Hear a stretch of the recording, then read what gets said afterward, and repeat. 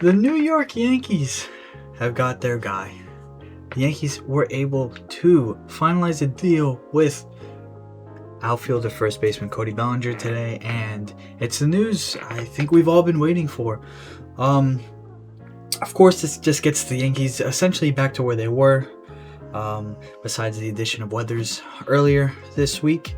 But the Yankees have signed Cody Bellinger. They've got their guy back, their number one target of the offseason. He is back. And the contract is about where we thought it would be, 5 years.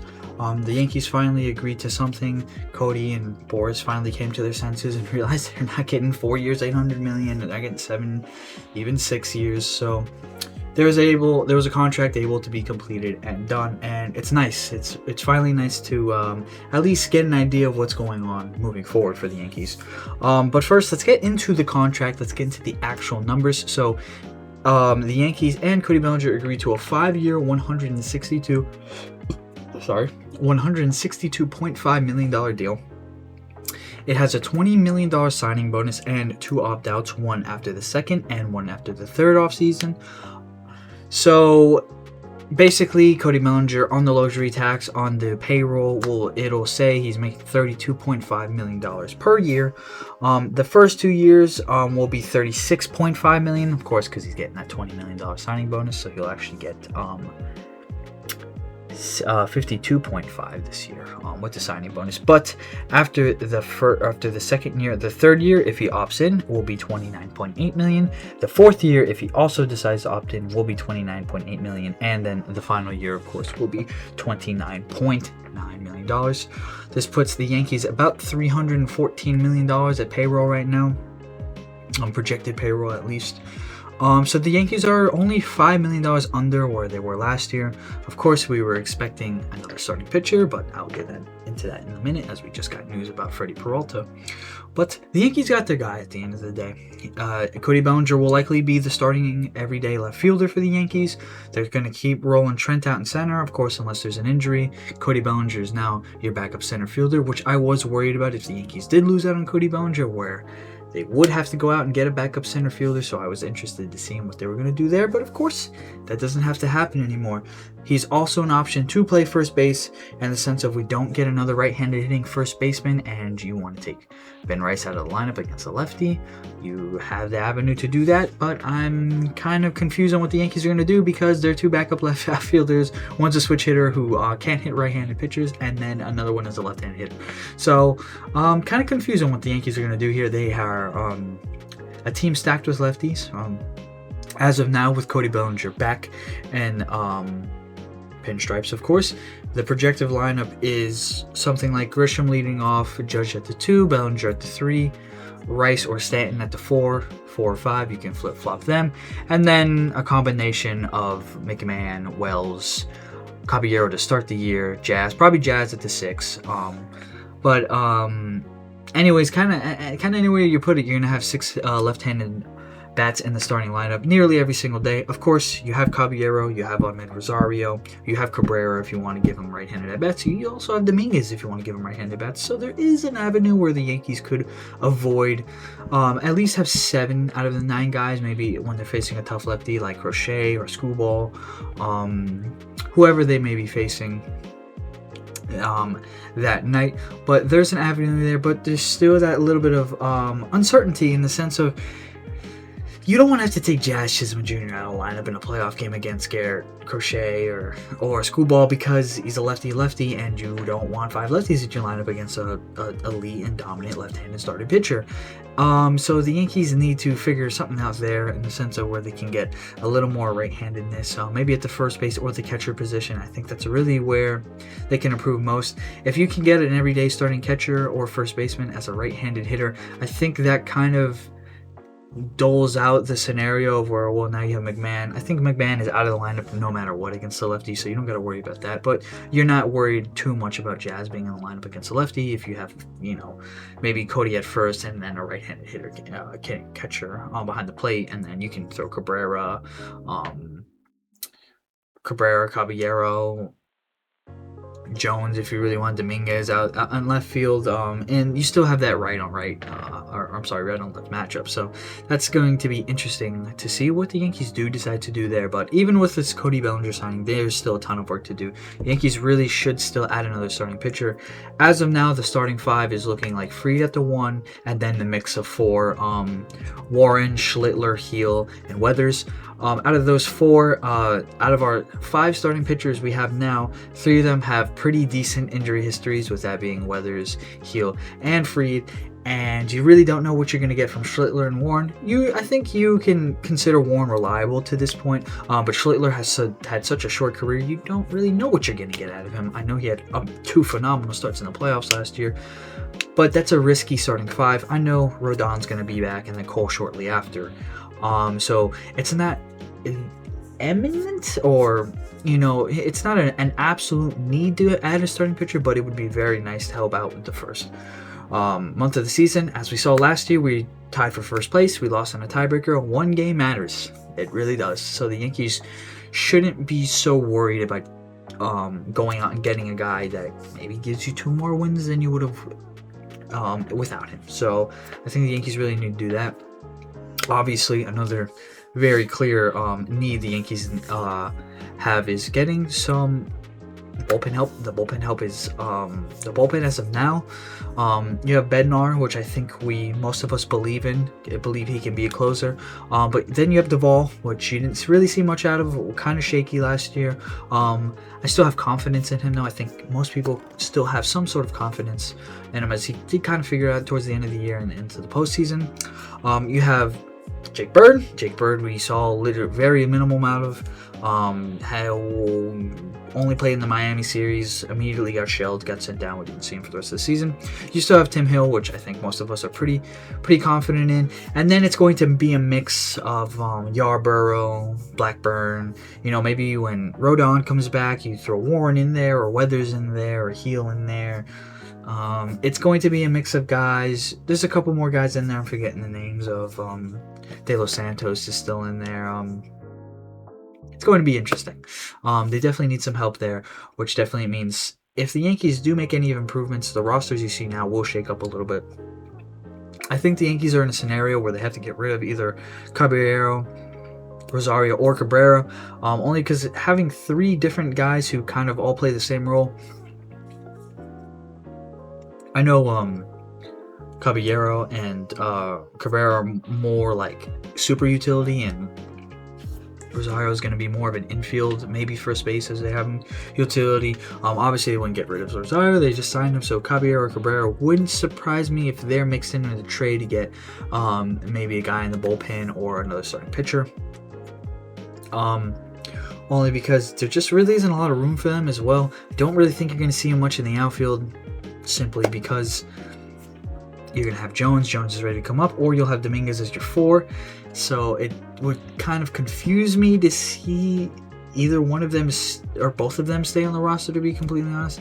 I think as of now, you're probably favoring Caballero just because of the base running, but that's a whole messy situation. I don't think the Yankees are really going to address that messy situation, to be completely honest. I think where the roster is, they're pretty content. I don't think they're going to touch the starting pitching anymore, especially after losing Peralta. Speaking of Peralta, let's get into that. So Freddy Peralta was traded from the Brewers to the Mets today. Peralta was one of the Yankees' main talking points of the offseason, one of the sole purposes we wanted Bellinger to sign either with us or somewhere so badly, because we felt like Bellinger was kind of holding back on us making more moves. And of course, he then goes to the Mets for the Mets number 3 and their number 5 prospect. Big haul over there for the Brewers, and I completely understand why the Yankees wouldn't pull the trigger in this scenario. That's a lot to ask for Freddy Peralta. He's a guy who's only going to have 1 year. He's not guaranteed to re-sign with you. If you really liked him that much, you can go pursue him in free agency next year, if there is a next year, of course. So it was very interesting. I know a lot of people are being super impatient. This is really the first big news of the offseason, and it's almost February. It's January 22nd now, as it is after midnight. So yeah, it's kind of interesting. You do have to realize a lockout is almost imminent, especially after Tucker signing with the Dodgers. He only being paid out $1 million this year, as majority of his contract will be deferred. And I'm honestly kind of interested to see what the actual CBA negotiations are going to be. I don't think the end of it is going to leave us with a salary cap or a salary floor. More than likely, it's going to be cap in the deferred money area. I think that is an absolute no-brainer that is going to happen. I don't see how that doesn't happen. The Dodgers have so much deferred money, and it's allowing them to just stack. And yes, of course, Dodgers are still paying a very hefty amount in luxury tax, because deferring money doesn't just magically take it off the payroll. Of course, it's still on the payroll, but they have to average it out, and the Dodgers still have to pay a luxury tax on those dollars. So they're not paying $120 million for Kyle Tucker for 1 year. They're paying more, about 40 something. I think it was 40 something. It might have been 50 something million. Don't remember 100%, but most of Kyle Tucker's contract is going to be deferred, and he did get a big signing bonus as well. So it's very interesting where that's going to go. But that does lead into the Yankees offseason, because you have to understand they are also negotiating in the sense of, hey, we have a feeling there won't be a next year. It's very possible there won't be baseball next season, or if there is, very little amounts of baseball. So that's why I think the Yankees were pretty on top of making sure Cody Bellinger's opt-out wasn't after the first year, because it's very possible they only really get 1 year out of him. It's 100% possible the Yankees get 1 year, very little amount of a second year. It could be no second year at all, and he opts out and decides to go elsewhere. So there was a gamble for the Yankees, especially with giving him that $20 million signing bonus, because obviously we'll never get that money back. So it's interesting. And I know it's frustrating to follow this offseason, how slow it's been. But something's got to change, man. This is the way the offseason goes now is pretty bad. I know Rob Manfred earlier in the offseason mentioned a possibility of like an actual time frame. Free agents have to sign, kind of like how Japanese free agents get 45 days of being posted. Obviously, 45 days is way too little, but maybe give us like 2 weeks after the World Series, get a little break. And then from maybe there to, maybe like this first week of January, that's the window free agents have to sign. And that's the window teams have to, well, I think teams should be able to trade whenever, but that's the window free agents have to sign. From there to there, if they don't sign by that point, they have to take some sort of 1 year deal with whatever team they decide to go to. Whether it's their old team or whatever the scenario is. It could be a qualified offer situation. Where they have to sign by January 12th. They're not signed by January 12th. They have to accept a qualifying offer from the most previous team they were on.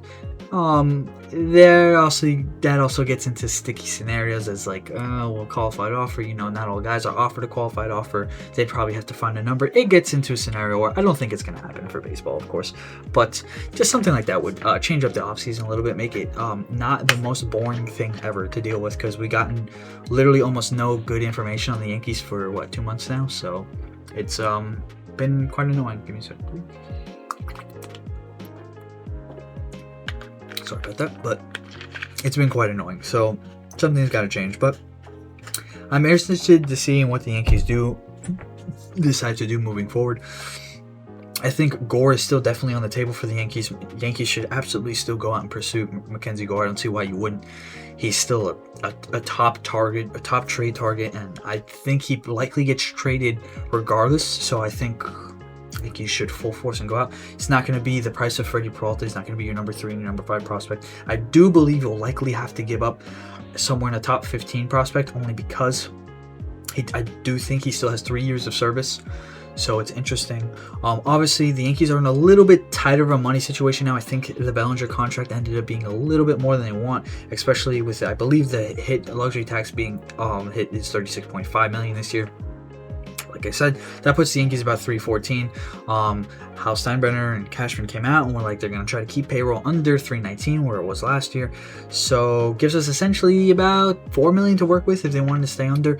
I think even Steinbrenner knows that it's more than likely, if you want to put a team out there that is going to win a World Series, it's more likely going to go over 319. And that's World Series is exactly the word I needed there, because the New York Yankees are not a World Series team with signing Cody Bellinger. It gets them a step closer, but they are not. I still don't even think they're better than the Blue Jays, to be 100% completely honest. I think offensively they may be in a better position, especially with the Blue Jays losing Bichette. That is a big key player they lost. The Blue Jays missed out on Tucker. So it is interesting. I don't think the Blue Jays get a year out of Springer like they did last year, but the Blue Jays are still very good. I think their their starting pitching as of now is in a better spot than ours because of our injuries. Their bullpen is definitely better than ours, and defensively they're way better than us. So, and on the base they're better than us, and they're better at not striking out, and they're better at putting the ball in play over the Yankees are, and they're better at home than the Yankees were, especially last year. So I think the Blue Jays are still above us. I think this does put us over the top of a team like the Red Sox, per se. Wow, I can't think right now. Only because they did lose out on Bregman. I know Bregman didn't play a lot last year, but also Rafael Devers is gone, and that's a big good thing. I know they played way better without Devers, but Devers destroys the Yankees, so that can help the Yankees in the avenue there. I know their starting pitching did get better with Sonny Gray, and their offense improved a little bit with Contreras going to first, but obviously you lost Bregman there at third. Now you've lost. The Red Sox lose two all-star third basemen back-to-back years. That's definitely not going to help their offensive side, but I do think their starting pitcher and their bullpen is in probably a better spot than ours, and I would not be surprised if the Yankees ended up a third-place team if they didn't do anything more than what they have now. If they are able to work out and get some guys for the bullpen, that'd be very nice. I know they were in talks with the Brewers about Trevor McGill as well. I don't think he's completely off the table, although I think he's very unlikely. But there's guys all over the league for the bullpen the Yankees can go out and get. I know they recently picked somebody up from the Astros. I do not remember his name, but they like his fastball a lot, so it's very hard. It's very possible. Also, the Yankees picked up first baseman outfielder Seth Brown. He played for, I believe, the Athletics, probably somebody else before. I know he was they signed him to a minor league deal. He's got a free agent, spring training invite. I'm going to be curious to see what they do with him, as he's just another left-handed hitter, and the Yankees don't need any more left-handed power hitters that strike out a lot. So that is interesting to me. The Yankees are in such a tough spot. Yes, we're very happy they re-signed Cody Bellinger. Yes, we're sad they missed out on Freddy Peralta, but there's still avenues the Yankees can improve this team. The only thing that sucks is, Dominguez, our backup outfielder, is another primary left-handed hitter. Yes, I know he's a switch hitter, but he sucks from the right side. I know he got better towards the end of last year, but I don't think as of now he's a guy that's like, all right, there's a left-handed pitcher in here. We'd rather have Dominguez in over Cody Bellinger. That's not the case. Don't think you'd rather have Dominguez in over Trent Grisham. That's not the case. Even if you moved Cody Bellinger to first and had Dominguez play left, so you take Ben Rice out the game, I don't think that's the case. I thought the Yankees would have been smart to go out and get a right-handed hitting first baseman. I know they're in talks with Austin Hayes, a free agent. It's very possible they sign him and have him play first. He has a little bit of first base experience in his career, although he is primarily an outfielder. I don't think it'd be a bad scenario to have him in the sense of Stanton goes down with an injury. You have Rice as a DH. Hayes can go to left field and Bellinger can play first. Or you could other way around. I think you'd prefer Bellinger at first and Hayes in left field, but either way, I think you're losing defense somewhere. They might prefer to lose defense at first.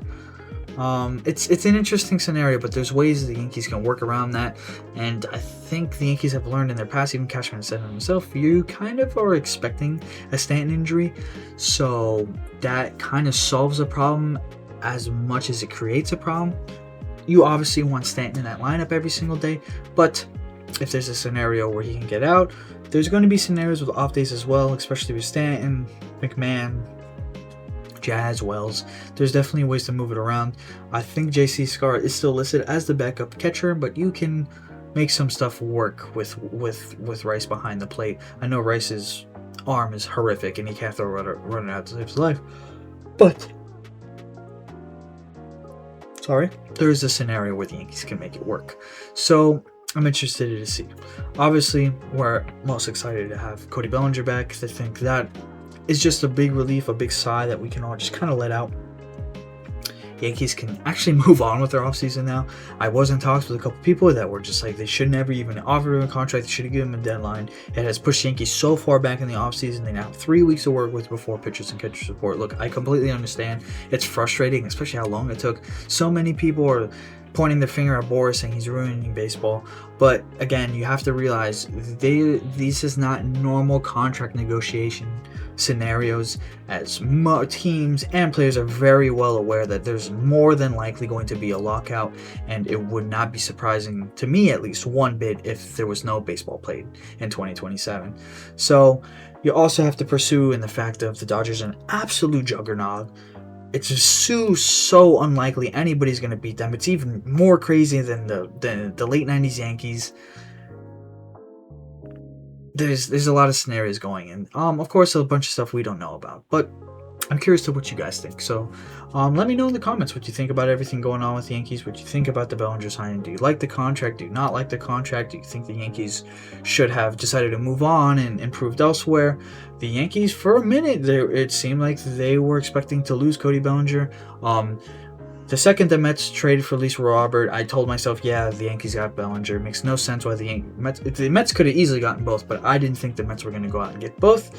So it made sense to me why that would happen. The Mets have made some moves. They got Robert, they got Bellinger, they signed, or I'm sorry, not Bellinger, Peralta, they signed Bichette. Obviously they're not in our league, and I don't think it makes them any of the slightest bit amount of competitive against the Dodgers. I think the Dodgers are just going to roll over them. I don't even think they're the best team in the LA still. I think the Phillies are still hold that title over them. I think the Braves are still better than them too. The Braves just had an off year last year, but it's going to be interesting to see. So, but that is where I'm going to end it today. So thank you for watching if you're on the YouTube side, or listening if you're on the podcast side. Wow, tongue twisted today. I'm sorry, this is very late at night. I always appreciate every one of you guys. I know it's been slow lately. Haven't really been posting much. Haven't posted really much at all. Even on the short side, on TikTok and Instagram, it's almost nothing's been going on, and I don't want to be super repetitive and repeat the same thing over and over again. That's not what I'm about. I want to give out news and just blatantly my opinion on everything going on. So as always, I appreciate you guys for tuning in. I hope everybody has a wonderful day, and as always, go Yankees.